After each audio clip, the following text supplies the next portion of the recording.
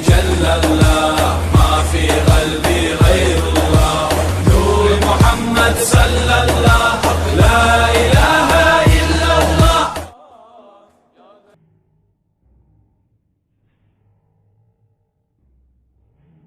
हम वक्फ बोर्ड में आए हैं इस वजह से कि ये जो वक्फ की जो ज़मीन है, अराजी है, ये हक किसका है। ये पहला मसला तो ये है, ये गरीब मिस्कीन और गरीब उलमा ये उनका हक है।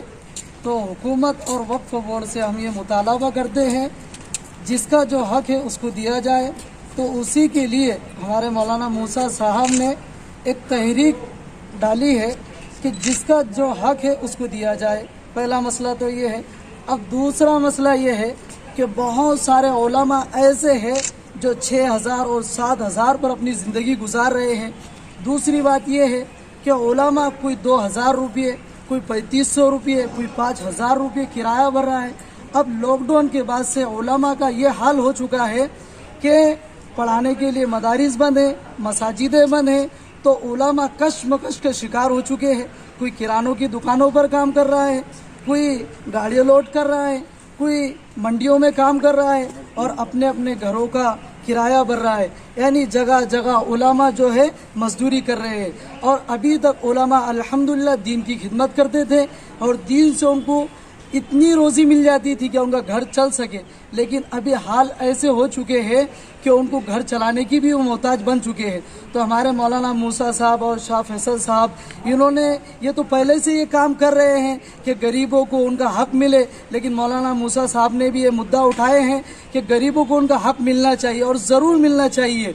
तो ताकि उलमा थोड़ा घरों पर रहेंगे और अपने घर में रहेंगे और जो 7,000 8,000 मिलेंगे तो उसमें उनका घर चलेगा।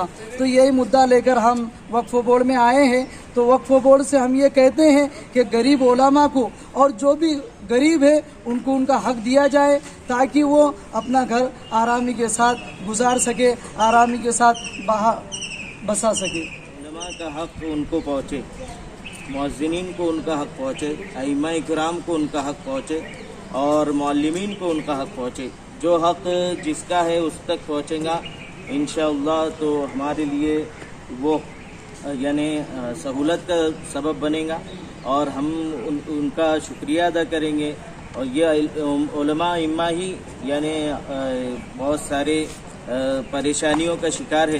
तो हम उनसे मुतालबा करेंगे हुकूमत से भी और वक्फ बोर्ड से भी कि जो अराज़ी हमारे लिए हमारा हक है वो हमको दी जाए। आज समाजवादी पार्टी की तरफ से हम वक्फ बोर्ड कार्यालय में आए हैं और हमारे साथ जो लोग आज यहाँ पे मौजूद हैं उसमें इमाम मौज़न, मस्जिदों के इमाम मौज़न और हाफिज़ कुरान और उलमाए दीन हैं। जबकि ये लोगों का सबसे ज़्यादा हक अगर वक्फ बोर्ड की ज़मीनात के ऊपर किसी का सबसे ज़्यादा और पहला हक अगर किसी का है तो वो हमारे मौज़न है, हमारे इमाम हैं, हमारे आलिम दीन हैं। मगर आज आप इनकी कंडीशन अगर देखेंगे, इनके हालात से अगर आप वाकिफ़ होंगे ना तो मैं बोलता हूँ आपके आंखों से पानी आ जाएगा। क्योंकि एक 5-6 हज़ार रुपये 7,000 रुपये सैलरी में आदमी घर नहीं चला सकता।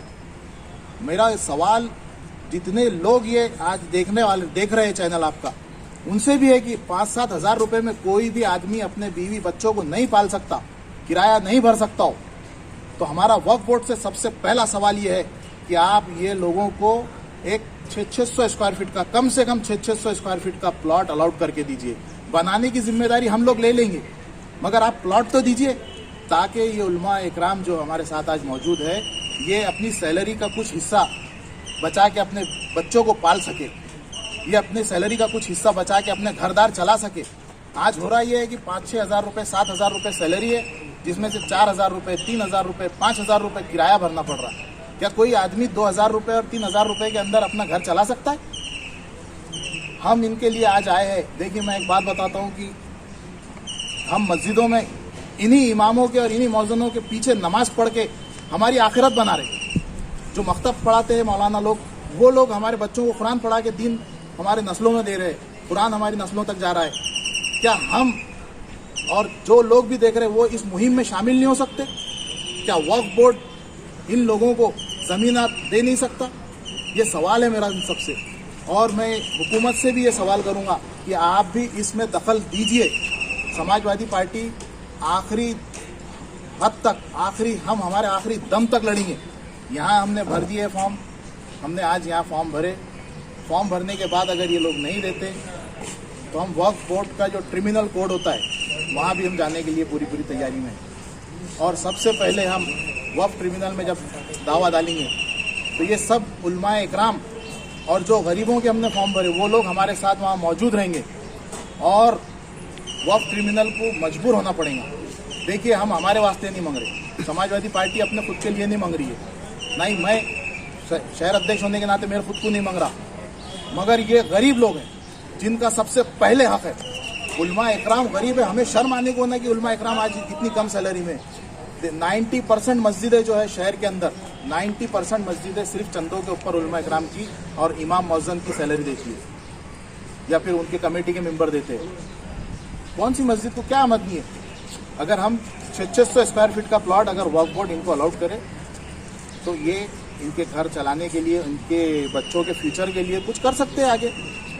हमारी आज यही डिमांड थी। कितने उन्होंने आपके साथ आज 100 एप्लीकेशन दिए, जिसमें औरंगाबाद शहर के इज्जतमाब आलिम दीन, हाफिज, आलिम, मुफ्ती, मौज़न के लिए बात रखी गई है कि महाराष्ट्र स्टेट बोर्ड ऑफ वक्फ में कम से कम 600 स्क्वायर फीट का प्लॉट अलॉट की जाए। जैसे कि हम सब जानते हैं, इस महाराष्ट्र के अंदर वक्फ बोर्ड की 1 लाख एकड़ से ज़्यादा जगह है, उसमें से 60-70% जगह हमारे मराठवाड़ा में आती है और सबसे ज़्यादा जगह जो है औरंगाबाद ज़िले में आती है। तो औरंगाबाद शहर के लोग इसके हकदार है और जिन लोगों के आज हालत ख़राब है लॉकडाउन की वजह से, तो हर कोई बड़े से बड़े आदमी परेशान है। और जैसे कि आप सब लोग जानते हैं कि हाफिज और मौज़िन, मुफ्ती, इन सब को जो तनख्वाह मिलती है, जो हम में से आप में से जो लोग डोनेशन देते हैं उसमें से इनकी तनख्वाह मिलती है।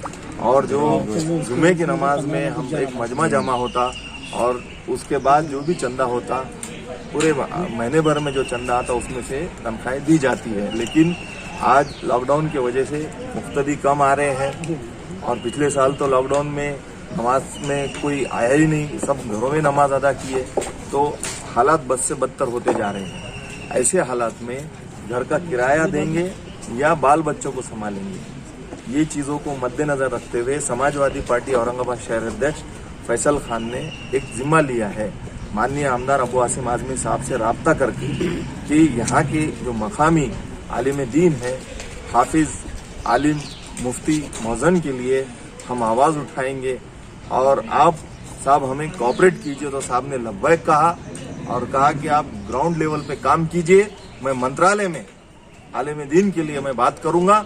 अगर ये मसला यहाँ हल नहीं हुआ तो इंशाअल्लाह ताला हम मंत्रालय में जाएंगे, कंसर्न मिनिस्टर को बात करेंगे, माननीय आमदार अबू आसिम आजमी साहब के साथ जाके या सीएम साहब से जाके मिलेंगे और कोशिश ये करेंगे कि वक्फ बोर्ड की तरफ से 600 स्क्वायर फीट का प्लॉट दिया जाए।